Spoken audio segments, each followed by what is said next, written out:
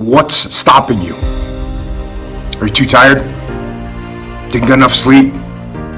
Don't have enough energy? Don't have enough time? Is that what's stopping you right now?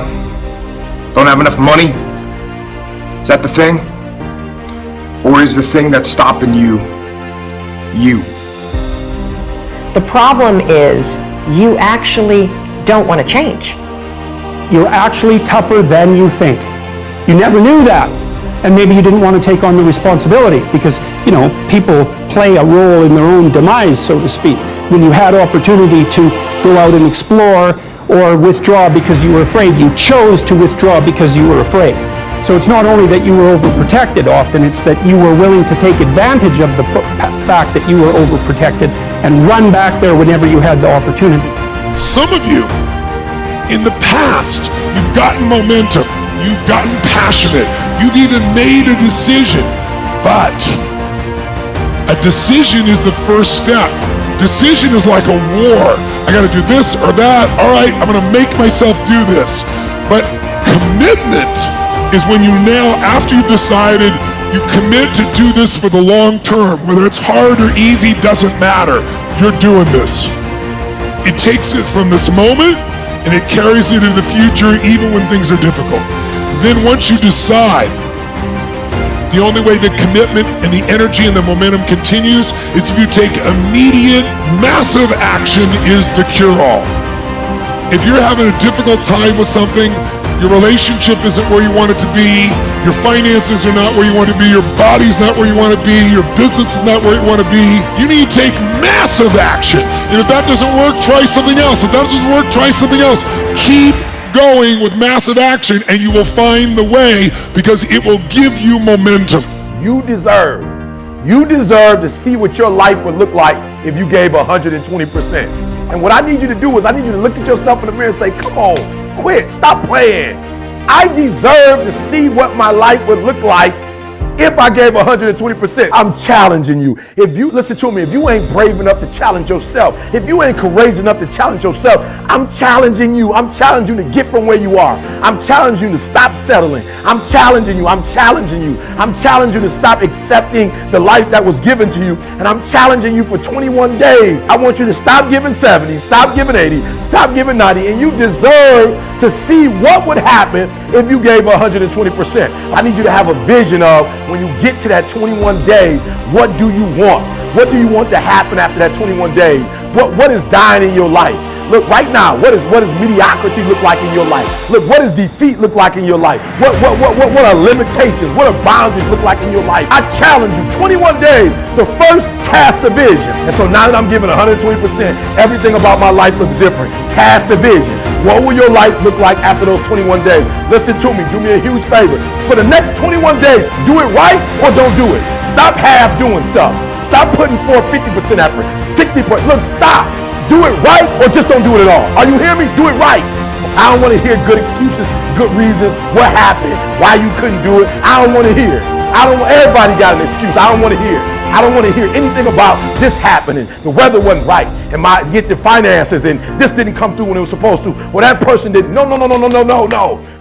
When I did my research and starting a business, the most important thing you have to do, and a lot of you in here someday want to be like Larry and like Mr. Brent, is that you have to first stop being fearful. A lot of you will block your own success because you're fearful of what's going to happen. Because the comfort zone is here. Make a great living, you know, my bills are paid, you know, everything is great. Oh, I'm scared to change.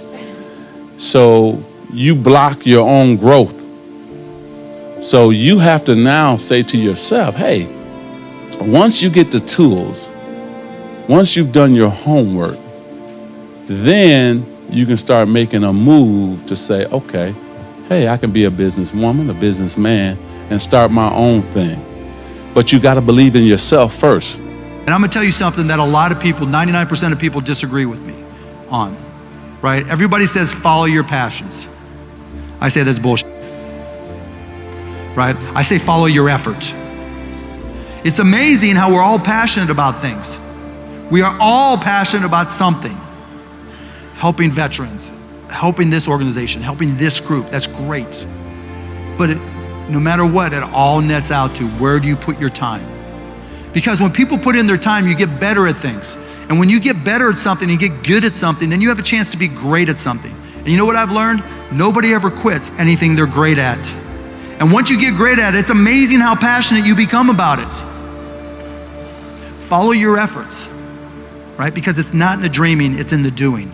Second thing is your beliefs, essentially the beliefs that you hold about yourself, about your capabilities, about money, whether you have beliefs that attract money to you or that repel money, whether that you have beliefs that allow you to move through barriers and obstacles, or beliefs that cause you to shy away from barriers and obstacles. And the beliefs that we have really control our actions. We don't typically go at things or do things that we believe we're not good at.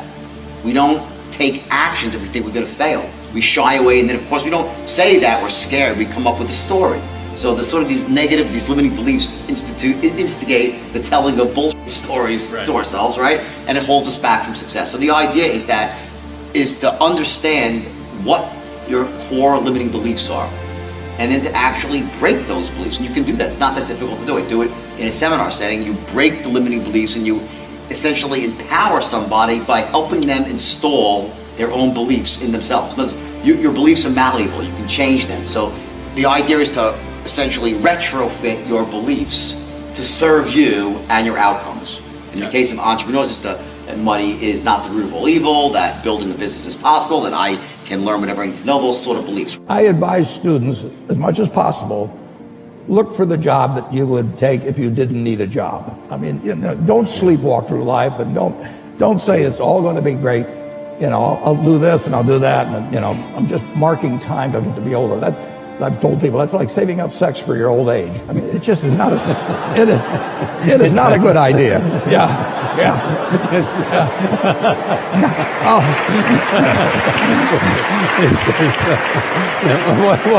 What are you urging them to do? I'll explain it. Just what I'm talking about. Now, you really want to be doing what you love doing.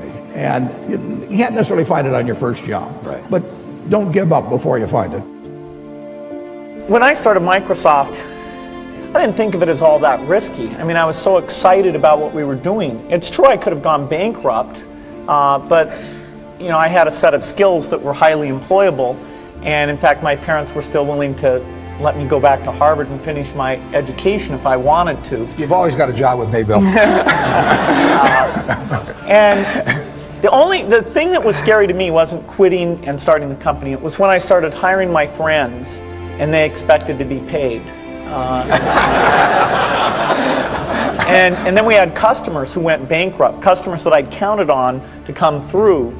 And so then I got this incredibly conservative approach that I wanted to have enough money in the bank to pay a year's worth of payroll, even if we didn't get any payments coming in.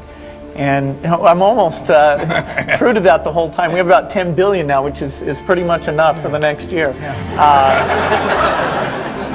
Anyway, if you're going to start a company, it takes so much energy that it better overcome your feeling of risk. I don't think that you necessarily, if you're going to start a company, should do it at the start of your career. I think there's a lot to be said for working for a company, learning how they do things.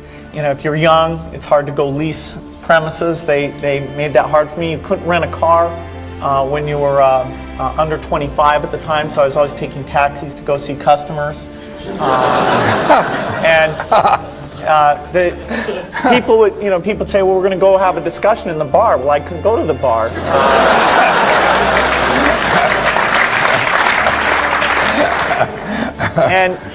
But that's fun, because I'll tell you, when people are first skeptical and they think, oh, this kid doesn't know anything, then when you show them you've really got a good product and you know something, they actually tend to go overboard and they think, whoa, they know a lot.